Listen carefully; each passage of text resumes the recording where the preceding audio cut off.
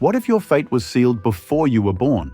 All because your ancestors obsessed over keeping bloodlines pure? These 10 women paid the ultimate price for royal power. By number 1, you'll be stunned. Section 1. Isabella II of Spain. Number 10. Isabella II of Spain ruled from 1833 to 1868, but her reign was overshadowed by the genetic cost of generations of intermarriage. Born in 1830, her arrival as a daughter was oddly welcomed after her father's desperate hope for a male heir. But joy didn't last. From the beginning, Isabella's health raised quiet concerns. Her birth was the result of an uncle-niece union. It gets worse. Her grandparents on one side were also her great-grandparents. On the other, a true labyrinth of lineage. At just 16, Isabella married her double second cousin. She bore 11 children, yet only 5 lived past infancy. Many historians believe her husband fathered none of those surviving children. Their marriage was strained, influenced by unspoken truths about his identity. Isabella lost her crown, but her legacy remains one steeped in the shadows of genetic entrapment. Section 2. Marie-Louise of Austria. Number 9. Marie-Louise was born into one of Europe's most entangled dynasties. Her parents were double first cousins, meaning they shared both sets of grandparents. In a family where cousin marriages were the rule, tragedy came often. Of 12 children, only 7 lived into adulthood. The intensity of inbreeding in her lineage is staggering. Marie-Louise genetically had only 4 unique great-grandparents, half the normal number. That's genetic compression scientists today only see in highly isolated populations. At 18, Marie-Louise was handed over to Napoleon Bonaparte, her father's former enemy. It was political strategy, an attempt at peace, and a calculated move to secure a male heir. For Marie-Louise, it was the weight of an empire placed squarely on her young shoulders. Section 3. Lorraine Whitaker. Number 8. We jump from royal palaces to the stark realities of a small American town. Lorraine Whitaker's story proves the legacy of extreme inbreeding isn't ancient history. It's still echoing in modern times. Featured in a well-known documentary, the Whitaker family became a case study in what happens when generations of isolation and intermarriage are left unchecked. Lorraine stands out as one of the most inbred individuals in recent memory. She's also the mother of Timmy Whitaker, often regarded as possibly the most genetically affected person alive today. Their story is unsettling, not for shock value, but for the reminder. This isn't just royal history. It's a human one, repeating itself in hidden corners of the world. Section 4. Maria I of Portugal. Number 7.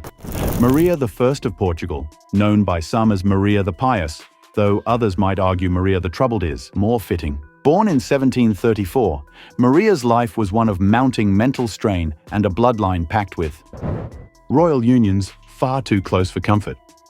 Her parents were the 16th Iberian royal couple, joined by close intermarriage.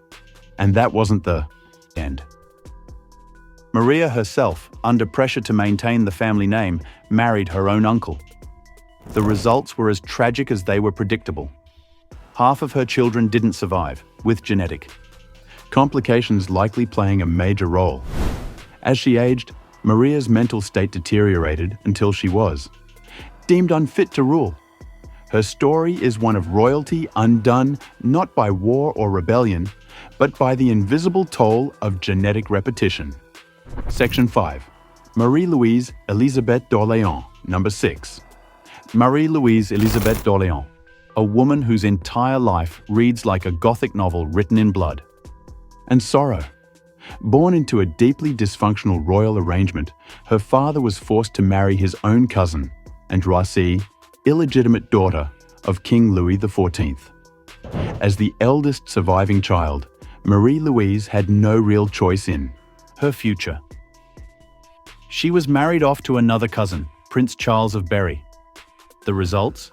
3 children, none of whom survived childhood. Whether it was the overwhelming Weight of inbreeding or another curse of circumstance, history can't say for sure. What we do know is that Marie-Louise turned to alcohol at an astonishingly young age.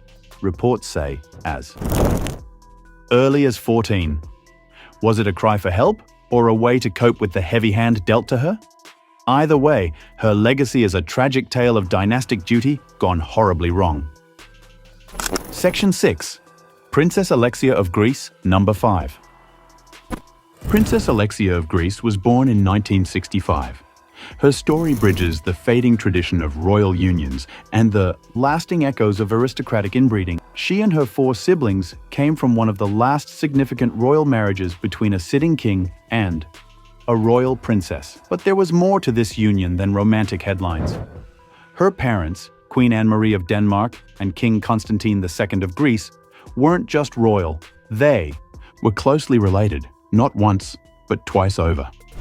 They were second cousins and third cousins, creating a double bond that was as political as it was personal. Constantine's great-grandparents were siblings.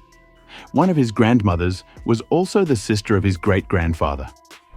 Anne-Marie's ancestry carried its own tangled legacy.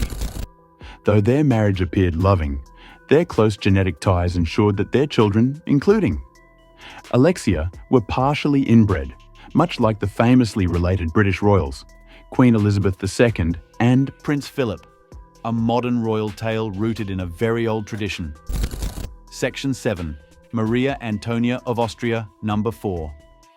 Someone whose name rarely gets mentioned despite her staggering genetic legacy, Maria Antonia of Austria, a Habsburg who surpassed even her infamous uncle Charles II of Spain in terms of inbreeding. While Charles is often cited as the ultimate example of the Habsburgs' genetic downfall, Maria Antonia's family tree makes his look simple. Her ancestry wasn't a tree at all. It was more like a dense looping vine, a tangle of repeated names and repeated marriages. Some have called it a genetic circle rather than a lineage. The extent of her inbreeding was so severe that her genetic similarity matched that of a child born to two full siblings, yet her story is often overshadowed. History may have forgotten her name, but from a genetic standpoint, she stood at the very peak of Habsburg inbreeding. A quiet yet unforgettable figure in this long and complex narrative. Section 8. Tutankhamun's daughters, mummies 317, A and 317. B number 3. Stepping far back in time, we meet 2 mysterious figures not remembered by name, but by number.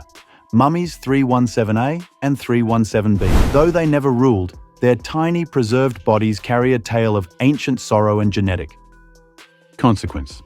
These 2 infant girls were the daughters, likely stillborn, of Pharaoh Tutankhamun and his wife Ankhesenamun, born around 1300 BCE. But here's the haunting detail. Ankhesenamun was not just Tutankhamun's queen. She was also his half-sister. They shared the same father, continuing a dynasty-long tradition of sibling marriage within Egypt's royal family. Tutankhamun himself was the product of years of tightly confined bloodlines. By the time his daughters were conceived, the genetic risks had reached a devastating peak. Their short lives, marked by deformities and frailty, are chilling reminders of how even divine kings could not escape the cruel arithmetic of inbreeding. Section 9. Kimberley cult number 2. We move from pharaohs and palaces to a modern, deeply disturbing case. Kimberley cult. This isn't a royal tale, but it carries some of the darkest consequences of unchecked inbreeding in recent history.